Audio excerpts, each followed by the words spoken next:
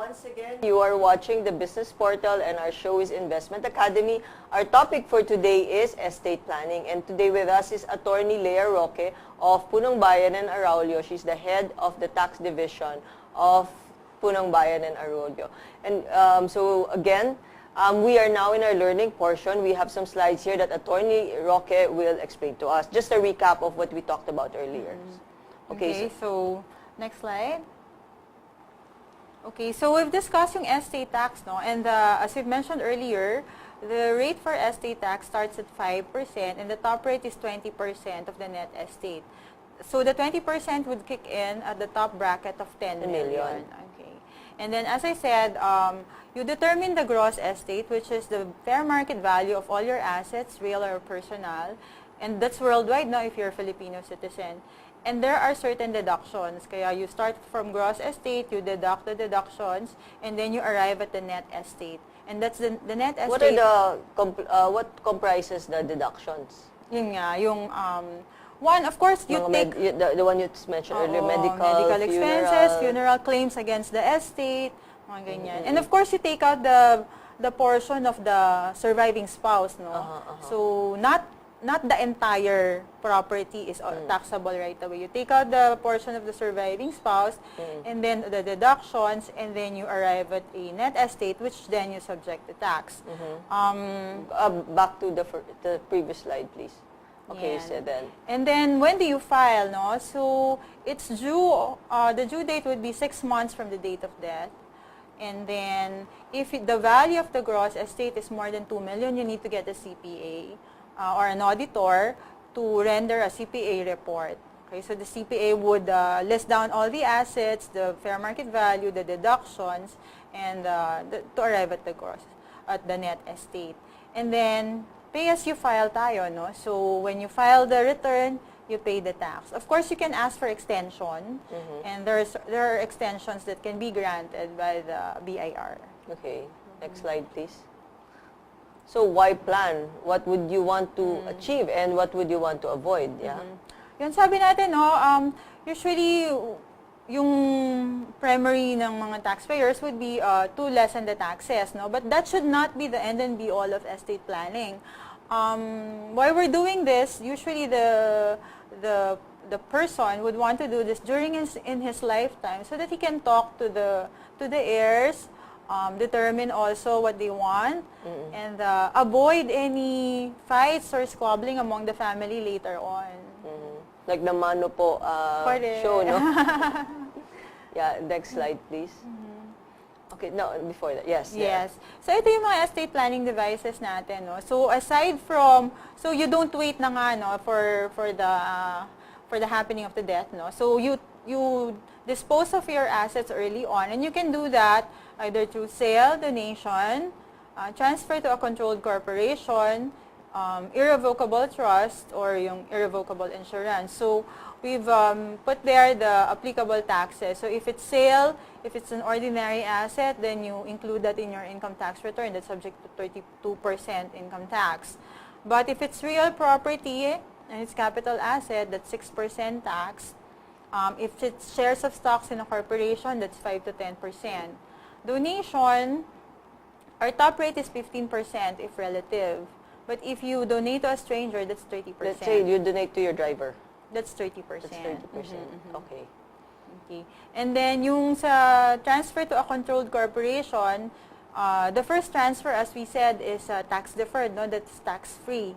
So we call it tax deferred because the taxation would happen when you transfer the shares that you got from the corporation. Okay. And then irrevocable trust, of course, when you transfer to a trust. Okay, so you put in either it's sale or donation. Okay, but then ang maganda naman dun sa you transfer already to the irrevocable trust is the property is already protected in trust for your heir. Okay, can you expound on that? Irrevocable trust is like, who handles this? A bank? Pwedeng a bank, normally it's a bank para merong professional manager, no? But of course, your trustee can be anybody, your trusted friend, trusted relative, ganyan. But the good part about that is that portion of the property is already held in trust for the beneficiary. Yeah. So, they don't pay tax? There is a tax. Okay, the trust is taxable also, and the one that's given to the beneficiary is also subjected to tax. But the advantage of that is, yun nga, preserve na yung property to the beneficiary. So let's say later on, malugi ka sa business mo, or magkaroon ng maraming claim sa'yo, hindi na nila matatouch yung property na yun because it's already in trust for that beneficiary. But the person still owns the property. It's in trust already, so the legal title has been transferred already to the okay. trustee. Yeah. To the trustee. Okay, and the last one in the slide is the slide before that is irrevocable beneficiary. Yes, in the insurance. So what, irrevocable insurance, no? So, if it's an irrevocable insurance, just like an irrevocable trust, the proceeds of that is no longer taxable to the decedent. So, it's tax-free already. Some people use that who want to benefit the beneficiary, or some of them, they don't want to do estate planning anymore. Ito na yung pinaka-estate planning niya. parang, okay, I have an insurance of 100 million. So this is my estate. So when something happens, bahala na kayo, just get the cash from there and pay the taxes. Correct, yes. And why do people do that, no? Yeah. Some people are not comfortable with giving away their assets during their lifetime, di ba? A lot of things can still happen, eh. Yung mga horror stories nga that we read, everything has been transferred to the child, and then nauna pa yung child sa kanya. Diba? And then suddenly, he doesn't have any assets, and then the assets are now being managed by the spouse of the child. No? So medyo wala kang assets. No? So you want, as much as possible, some people would want to have their own assets. Hindi pa sila ready to part with the assets. And of course, as you age, of course, that's also your security, di ba? So, they'd rather get insurance, and then yung insurance yung bahala for the estate taxes that will be due later on. Okay, that's quite clear, no? I hope you guys were able to catch that. Next slide, please. Yeah. Ito lang yung, it's a graphical representation of what happens when we do a tax-free transfer to a controlled corporation. So you see there, the transferor will have a bunch of properties, usually real property yan kasi yun yung usually tina-transfer eh. So, and then it's transferred to a corporation, and then that corporation will issue shares to the transferor. So, now the transferor is holding shares of a company and no longer the hard assets. And then those shares can be transferred to the heirs or sold to the heirs, or they can slowly issue shares to the heirs para magkakaroon ng joint ownership in this corporation. 2 shares lang talaga. Okay. 2 shares. Okay, that's quite clear. Next slide, please. Next slide, please. There.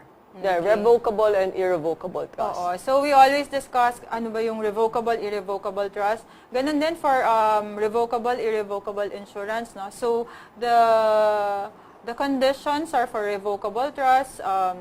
Trustor reserves the right to change the terms and conditions. So parang meron pa siyang why do we call it revocable? Hindi pa full yung transfer, okay? Pwede pa niyang baguhin. And then, hindi pa, the power to revest in grantor, the title of the property. So basically, it's still his. Irrevocable, pag sinabi mong irrevocable, you cannot change it anymore.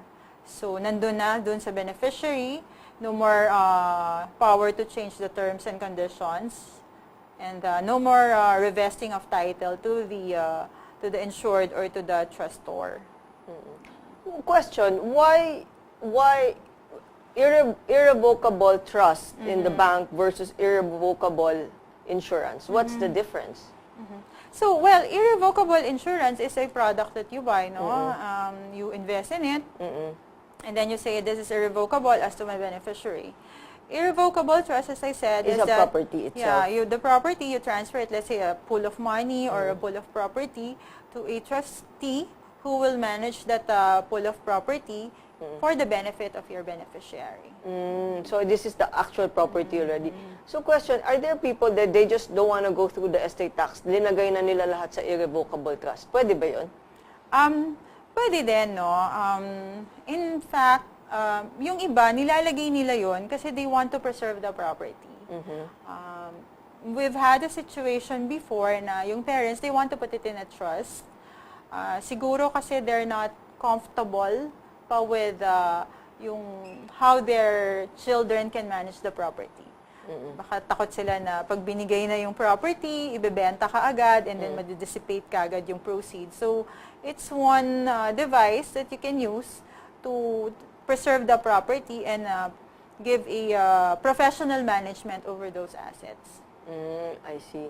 When, is there another slide after that? I'm not so sure. Okay, so that's it. So, question, what age does a person have to plan for their estate? I mean, yeah. Well, nobody can predict when we're gonna die. Okay? So, palagi sinasabi, live your life to the fullest, but plan always for today, diba? Yeah. Kasi you'll never know eh. So, siguro with this discussion, hopefully after this, they'd start planning. Hindi naman kaagad iniisip natin na implementation kaagad, no? You start drawing up all your assets siguro and start thinking... Like writing it down, no? And start thinking, which asset should go to daughter A? Which asset should go to daughter B? And siguro, pag-isipan mo maigi, no? And how to do that. And then, implement. The sooner you implement, the better. Because you don't know what happens tomorrow, eh. Yeah, okay. All right, so we'll get back to that. For our finance news, baka makalimutan ko yung finance news ko. Our topic is very interesting. Finance news slide, please. So, banking, business, and finance news. The inflation rises to a 7-month high in October. And that's about 2.59%. And then interest rates expected to go up, says the BSP. So, the PLDT books 29 billion profit in January to September. So if you have PLDT shares, and I'm sure that went up already. So peso expected to remain firm for the rest of the year. So it's now doing 43.50. So I guess if you don't want to sell it, it's still good at 43.50, no? And for our stock market news. Okay, for our finance watch, for the stock market, it went down 23.81. The index is 6,519.58. It opened at 6,556.27. It went on a high of 6,563.4. And it went on a low of 6,504.67. For our peso-dollar exchange rate, the rate is 43.195. It opened at 43.320. It went on a high of 43.190. It went on a low of 43.330. So it averaged 43.281. So again, for questions, you may get in touch with us 0917-862-7576, 0917-86-AskRow. You can also email at justaskrow@gmail.com. And Facebook, Just Ask Row. Twitter, Just_AskRow. Okay. I have a question, Doc. Ako yung may question. Kunyari, may common law wife or live-in partner yung na-deceased. So, how is that treated? And then, let's say there are 3 kids. So, paano yan? So, common law kasi, well, we don't say common law, no? Parang live-in partner. Live-in partner, hindi ba common law yun? Well, common law naman yung tawag talaga. Ang treatment doon is as if they co-own the property, no? Of course, that assumes na walang legal wife.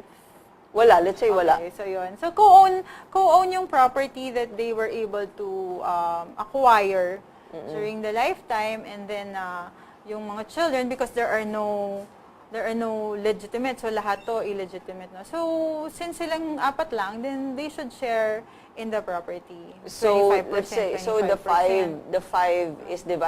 pie is divided into 4. Oo.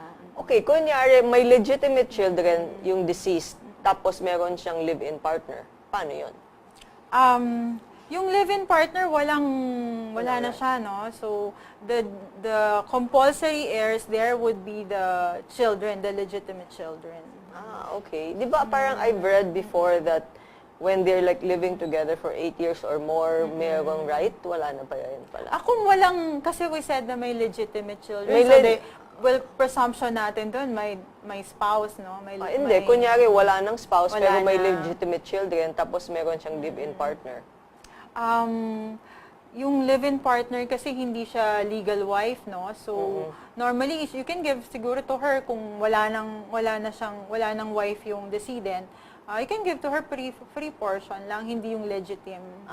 Which is half, diba? Usually, if it's a spouse, surviving spouse, it's 50%, correct? No, if it's a surviving spouse, una natin tinatanggal yung diba, yung share of the surviving spouse. Hindi niya minana yon, kanya yon, because half of the whole property is really hers. Now, after taking that away, now you're left with the gross estate of the decedent. So, yung gross estate of the decedent, di-divide mo yan among the heirs.